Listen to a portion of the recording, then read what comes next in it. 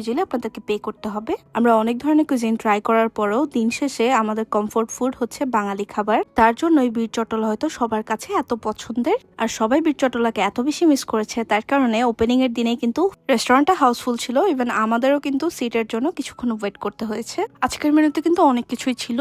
আমরা আমাদের পছন্দ মতো আইটেমগুলো পিক করে নিয়েছি। বাংলা খাবারের মধ্যে পেয়ে যাচ্ছেন বিভিন্ন রকমের ভর্তা, বিভিন্ন রকমের ভাজি, বিশেষ করে ওনাদের রুই মাছ ভাজা আর লইট্টা ফ্রাইটা আমার সবচেয়ে বেশি পছন্দ হয়েছে। এছাড়াও ওনাদের মেনুতে আপনারা হাঁস ভুনা, সোনালী মুরগি এবং চিংড়ি মাছ পেয়ে যাবেন।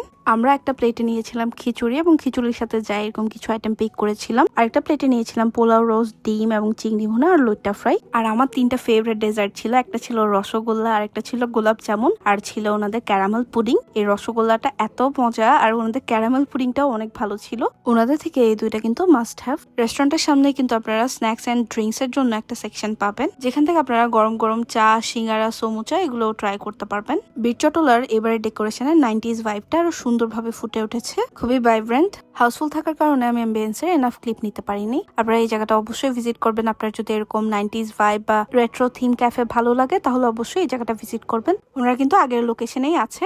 ইনশাআল্লাহ নেক্সট ভিডিওতে দেখা হচ্ছে। আল্লাহ হাফেজ।